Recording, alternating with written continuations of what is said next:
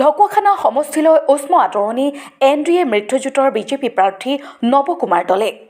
তৃতীয়বাৰৰ বাবে বিজেপি দলৰ টিকট নৱকুমাৰ দলে লাভ কৰাৰ পিছতে উৎফুল্লিত হৈ পৰিছে ঢকুৱাখানা সমষ্টিৰ দলীয় সমৰ্থকৰ।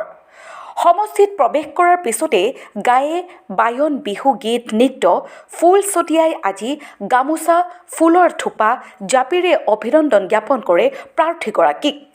কেইবা সহস্ৰাধিক সমৰ্থকে বাইক আৰু শতাধিক গাড়ী লৈ সমৰ্থকসকলে নৱদলেক চাউল ধোৱাৰ পৰা ঢকুৱাখানালৈ বিশাল সমদলেৰে আদৰি আনে।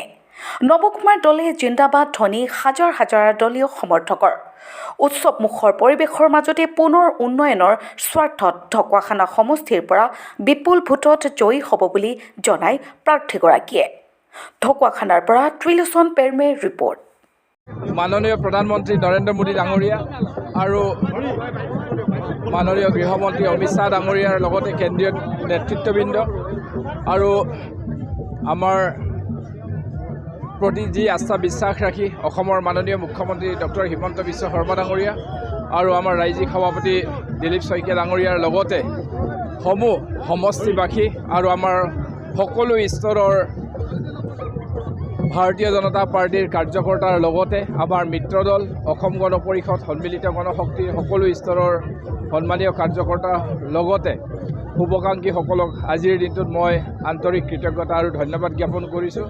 আৰু মই পুনৰ আমাৰ কেন্দ্ৰীয় নেতৃত্ববৰ্গ আৰু অসমৰ নেতৃত্ববৰ্গৰ লগতে সমষ্টিবাসী আৰু আমাৰ সকলো ভাৰতীয় জনতা পাৰ্টিৰ লগতে মিত্ৰদলৰ সকলো স্তৰৰ কাৰ্যকৰ্তাৰ লগতে শুভাকাংক্ষীলৈ মই আন্তৰিক কৃতজ্ঞতা আৰু ধন্যবাদ জ্ঞাপন কৰিছোঁ। আৰু আমাৰ বাবে সৌভাগ্যৰ বিষয়, আমাক ভাৰতীয় জনতা পাৰ্টি দলে তৃতীয়বাৰৰ বাবে ঢকুৱাখানাৰ পৰা বিধায়ক হিচাপে নিৰ্বাচিত কৰিবৰ বাবে এইবাৰো আমাক মনোনীত কৰিছে। সেয়ে মই আজি সকলো কাৰ্যকৰ্তা শুভাকাংক্ষীৰ লগতে সমষ্টিবাসী ৰাইজক মই আন্তৰিক শুভকামনা জ্ঞাপন কৰিছোঁ, কৃতজ্ঞতা জ্ঞাপন কৰিছোঁ। আৰু যি ধৰণে আমাক আস্থা বিশ্বাস ৰাখি এই দায়িত্ব প্ৰদান কৰিছে, অনাগত দিনত ৰাইজৰ সহযোগত আমি এই কামখিনি নিশ্চিতকৈ আমি নিয়াৰিকৈ পালন কৰাৰ বাবে চেষ্টা কৰিম।